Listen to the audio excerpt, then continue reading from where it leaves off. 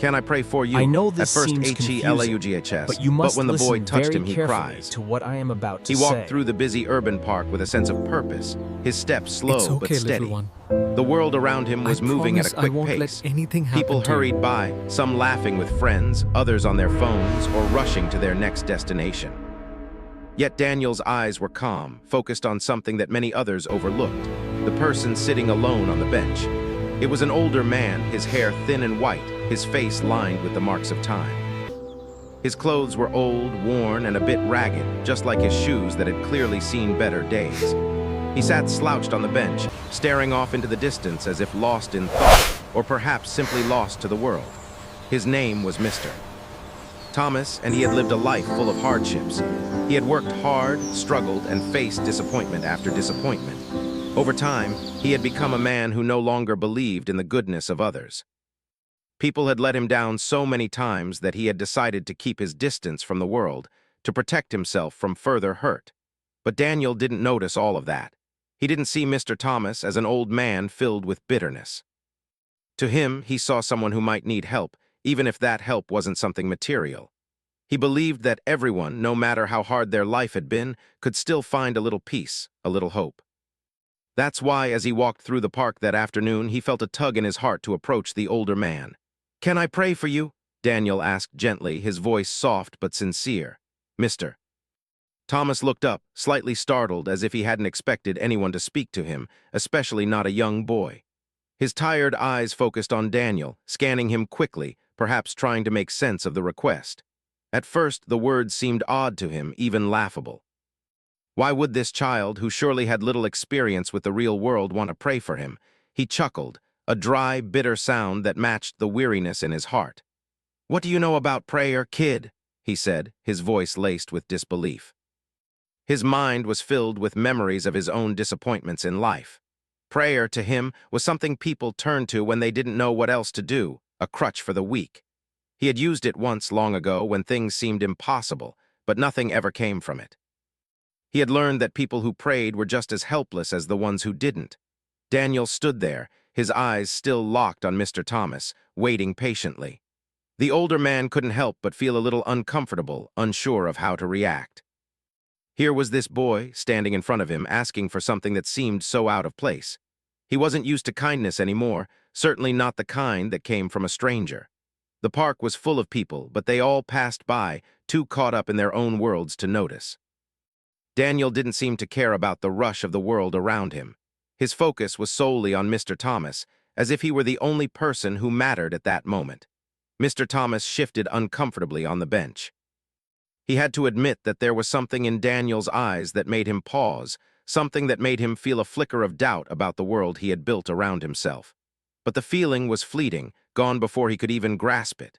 He shook his head and sighed. "Fine," he muttered. "Do whatever it is you want to do. I'm not stopping you." Daniel didn't say another word. Instead, he sat down on the bench next to Mr. Thomas, keeping a respectful distance. He folded his hands together and lowered his head, closing his eyes. For a moment, everything felt still. The sounds of the park faded into the background, and there was just a quiet peace between the two of them. Daniel's voice broke the silence, soft but steady. "I pray that you find peace, sir," he said. "I pray that all the hurt and pain you've carried for so long will be lifted, even if just for a moment. You are not alone, and even when life is hard, there is always hope, always a way forward." Mr. Thomas felt a strange discomfort in his chest. It wasn't just the words Daniel was speaking, it was the sincerity behind them. There was a warmth in the boy's voice that made the older man feel something he hadn't felt in years: vulnerability. It was strange, unfamiliar, and it unsettled him. He wasn't used to people being kind without wanting something in return. He had spent most of his life being disappointed by others, by promises that were broken, by trust that was betrayed. The idea that someone could offer something so pure without expecting anything in return was foreign to him. But Daniel wasn't done. He gently placed a hand on Mr. Thomas's shoulder, a simple gesture of comfort. It wasn't forced, just a soft, reassuring touch, as if to say that he wasn't just praying for him in that moment, but that he was there with him in whatever way he could be. At that touch, something inside Mr. Thomas stirred. He immediately wanted to pull away, to reject it, to push Daniel out of his life and his heart before any feelings could break through. But he didn't. He stayed still. He didn't know why. It was just a touch, just a simple, harmless touch, but it felt like the first real connection he had made in years. Daniel continued his prayer, his voice unwavering. "I pray that you find joy in your heart again, sir. I know it's been hard. I know life hasn't always been kind, but you are still here, still strong, still worthy of love." There was a pause, and for a moment, Mr. Thomas could only hear the sounds of his own breathing. The world around them continued to rush by, but in that small space on that park bench, it felt like time had slowed down. It was as though the noise of the world had faded away, and all that remained was the prayer, the sincerity, and the unexpected warmth that now filled the air. Mr. Thomas blinked, the first tear welling up in his eye, though he quickly wiped it away. He couldn't explain what was happening, but the feeling of being seen, truly seen, by this young boy was too much to bear. He had spent so many years hiding from the world, afraid to trust anyone, even himself. Yet here was Daniel, asking for nothing but offering everything. The boy's prayer ended, and Daniel slowly opened his eyes. He didn't look for a reaction from Mr. Thomas. He didn't expect any grand gestures or words of thanks. He simply sat there, quietly waiting to see if the old man would say something, or if he would just walk away. But Mr. Thomas didn't walk away. Instead, he sat still for a long time, staring straight ahead. His mind was a whirlwind of thoughts, of emotions that he had long since buried. There were so many things he wanted to say, so many questions he wanted to ask, but for once he didn't feel the need to speak. He didn't know how to explain what he was feeling, but in that moment it didn't matter. Daniel stood up slowly, his small figure blocking the sunlight for a moment as he looked at the older man. "I hope you feel better, sir," he said softly, his voice gentle. He didn't wait for a response. He just smiled, a quiet, genuine smile, and turned to walk away. "Mr." Thomas watched him go, the boy's footsteps fading into the distance. And for the first time in a long time, he didn't feel alone. The ache in his chest was still there, but it was lighter somehow. He didn't understand it, but he didn't need to. Something had shifted. Something had changed. And for once he felt like maybe, just maybe, there was hope after all. The sun began to dip lower in the sky, casting long shadows across the park. The air was cooler now, the soft breeze carrying the scent of freshly cut grass and the distant sounds of children playing. Mr. Thomas remained on the bench, his eyes fixed on the spot where Daniel had stood moments before. The boy was gone, but something inside him lingered. It wasn't just the prayer, it was something deeper. Something Mr. Thomas hadn't expected to feel, at least not today. He wasn't sure how much time had passed. His mind was a blur of thoughts, racing from one memory to the next. His life had been filled with hardships. He had worked hard, struggled, and fought to get by. But somewhere along the way, he had lost his faith. People over time had proven themselves untrustworthy. They'd promised things they couldn't deliver, and he had learned the hard way that the world didn't owe anyone kindness or compassion. He had built walls around his heart, keeping others out, afraid of being hurt again. The weight of those years pressed down on him now. He could feel it in his bones, the exhaustion, the bitterness, the sense of being lost. He hadn't meant to build a life like this. It had just happened little by little. Every disappointment, every betrayal had added another brick to the wall. But in that moment, sitting on the bench, he felt the wall crack, just a little. It wasn't much, but it was something. Mr. Thomas looked around the park again, taking in the people walking by. They seemed so carefree, so alive with purpose. He wondered if they ever felt the way he did, like they were just drifting, trying to make sense of a world that didn't always make sense. He was tired, so tired. And yet, as much as he wanted to ignore it, something kept tugging at him. The boy's words, his prayer, had reached him in a way he hadn't expected. He ran a hand through his thinning hair, trying to shake off the feelings that were creeping into his heart. He had no time for feelings like these, he thought. What was the point? He had lived so long without them, without the need for hope. And yet Daniel had made him feel something he hadn't felt in years, vulnerable, human. It made him uncomfortable, and for the first time he realized how long it had been since he had truly felt either of those things. The sound of footsteps approaching broke his reverie. He looked up, half expecting to see Daniel again, but it wasn't the boy. It was a woman walking briskly with her dog, the leash held firmly in her hand. She smiled as she passed, and Mr. Thomas nodded politely, though his mind was still elsewhere. The dog trotted past him, its tail wagging, carefree and full of energy. For a moment, Mr. Thomas envied the dog, the simplicity of its life, the joy it seemed to find in the smallest of things. He sighed and leaned back against the bench, closing his eyes for a moment. Maybe he was just imagining things. Maybe it was nothing. After all, what could a boy's prayer really do? But as the thought crossed his mind, he remembered the warmth that had filled him when Daniel had placed his hand on his shoulder. The tenderness in the boy's touch had felt like a balm to a wound he didn't even know he had. It was as if, for that brief moment, someone had cared enough to share in his pain, to offer something he hadn't asked for but desperately needed, comfort. The world around him continued to move on, but Mr. Thomas felt as though he were stuck in time, caught between the past he couldn't shake and the present that felt so foreign to him. The idea of hope, of things getting better, seemed impossible. His life had been a series of events that chipped away at his spirit, and there was nothing in his experience that told him things could change. But then, Daniel's voice echoed in his mind again, soft and unwavering. "You are not alone." He shook his head, trying to clear his thoughts. The idea of being not alone felt foreign. He had always been alone. His wife had passed years ago, and his children were long grown and moved away. They had their own lives now, and though he tried to keep in touch, there was a distance between them that couldn't be bridged. They had their families, their careers, and their happiness. He had his loneliness. He wondered if they would even understand what had happened today. If he told them about the boy who had prayed for him, would they laugh? Would they think he was losing his mind?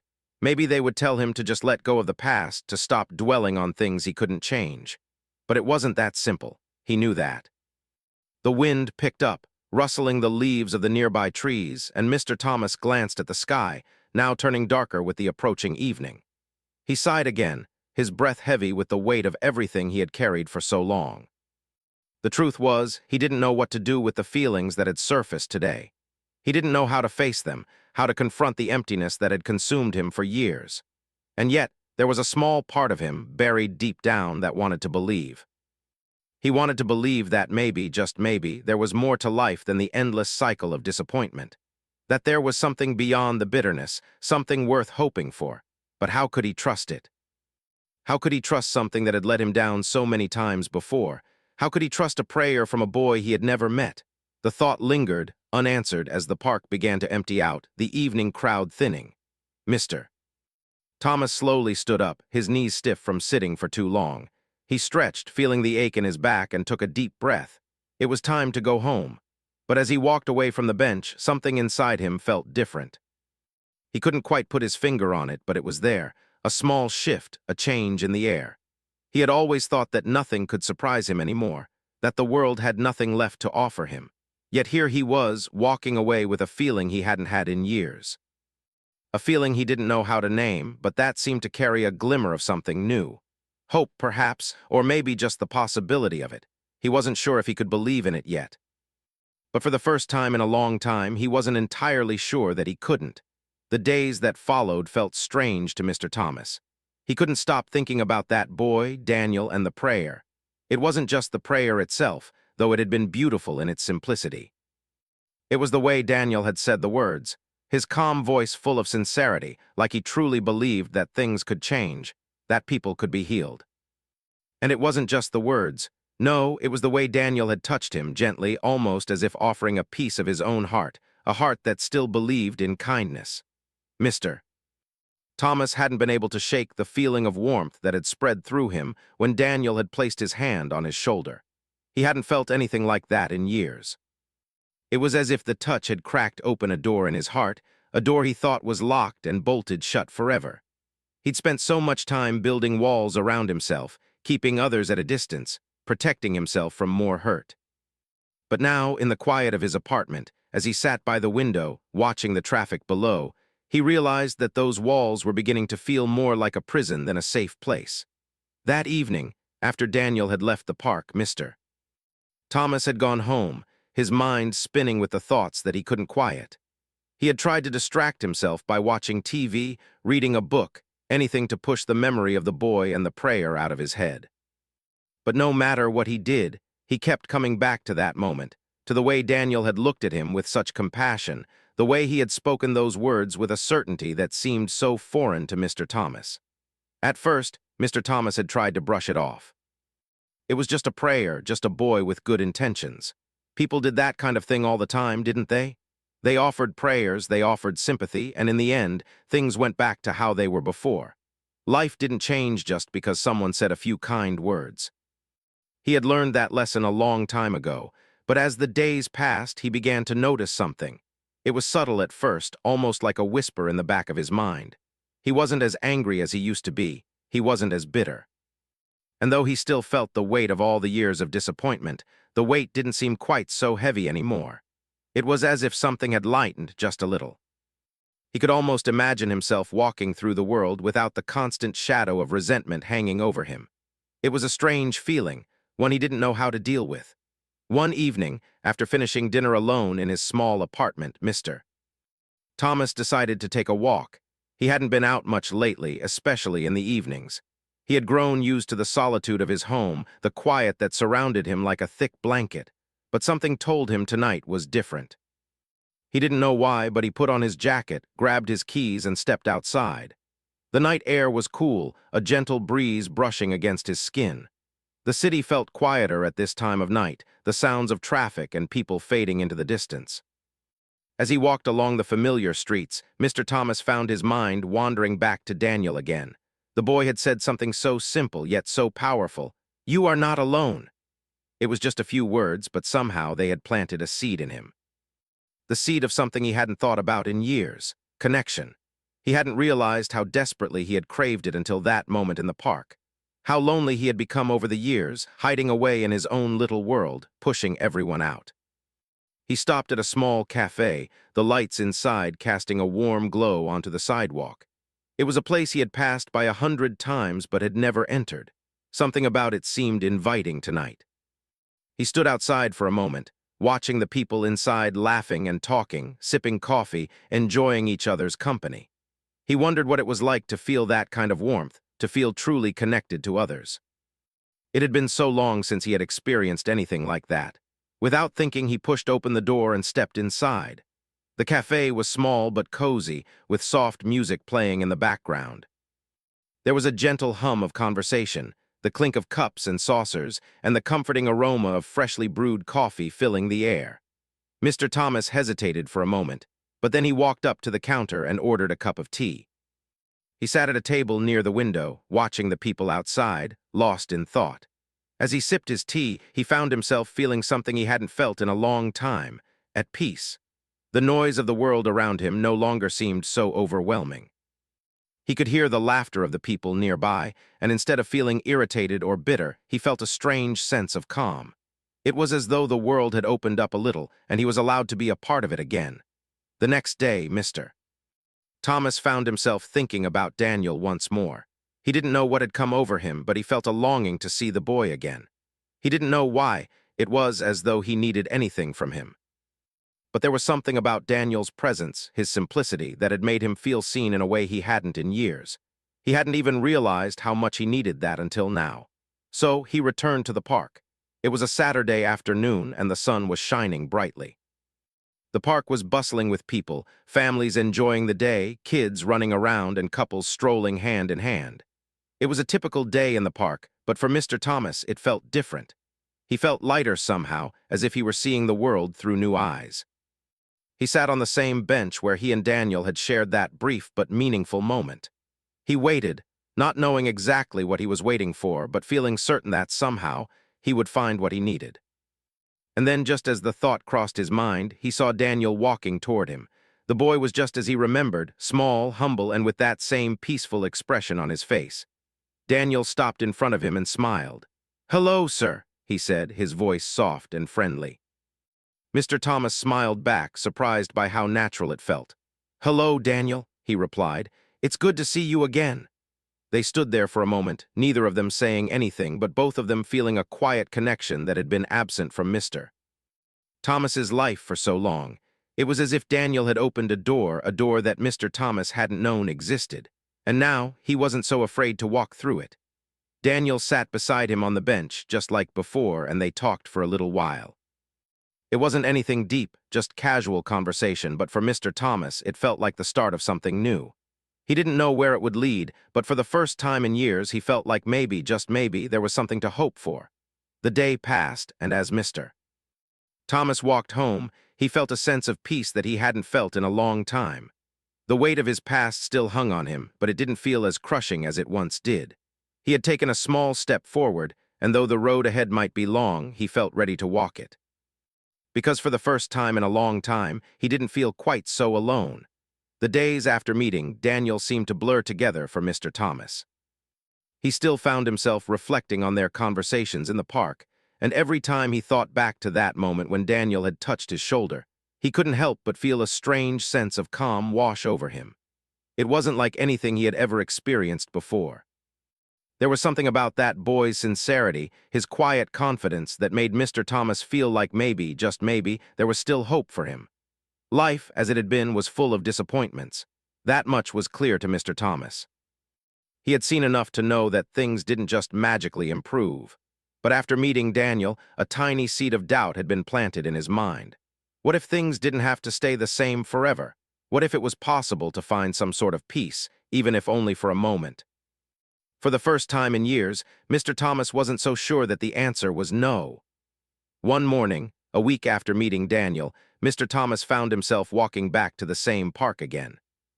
It was still early, and the park wasn't too crowded yet, just a few joggers and people walking their dogs. The air had a fresh, crisp quality to it, as though the world was waking up along with him. He wasn't sure what he was hoping for that day. He didn't know if he'd find Daniel again, or if he'd even see him at all, but there was something pulling him back to the place where it all began. He sat on the same bench, the one that had felt so uncomfortable just a week ago. Now, though, it felt a little different. He took a deep breath and settled in, leaning back as he looked up at the sky. The clouds were fluffy and white, drifting lazily overhead. For a moment, Mr. Thomas just watched them, feeling a rare sense of quiet peace. It was as though the weight on his shoulders had lightened a little, and the world didn't feel quite so heavy. As he sat there, he noticed the usual sounds of the park, the rustle of leaves in the trees, the chatter of birds, and the distant sound of laughter. But something was different this time. The noise wasn't overwhelming, it didn't feel like it was closing in on him. It was simply part of the world around him, part of the background of life. And for the first time in a long time, Mr. Thomas realized that he could be a part of it too. He didn't know how long he had been sitting there when he heard footsteps approaching. He looked up and saw Daniel walking toward him, that same calm look on his face. Mr. Thomas smiled as the boy reached him. "Hey, sir," Daniel greeted him, his voice as warm as ever. "How are you today?" Mr. Thomas was surprised at how easy it felt to talk to him.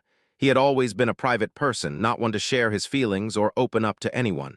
But with Daniel, it was different. There was something about the boy that made him feel comfortable, like he could say whatever was on his mind without judgment. "I'm doing all right," Mr. Thomas replied, his voice soft but genuine. "Better than I have in a while." Daniel nodded as if he understood. He sat down next to Mr. Thomas on the bench, and for a moment they just sat there in silence, watching the park around them. There was no pressure to talk, no rush to fill the silence. It was just two people sharing a quiet moment in the world. "I've been thinking a lot about what you said," Mr. Thomas finally spoke, his voice thoughtful. "About not being alone, I don't know. It's strange. I've spent so many years thinking that I was just fine by myself, you know, but I think maybe I was wrong." Daniel smiled, the same gentle smile that made Mr. Thomas feel like everything was going to be okay. "I think a lot of people feel that way, but you're never really alone, even if it feels like it sometimes." Mr. Thomas looked at him, a little surprised by the simplicity of the words.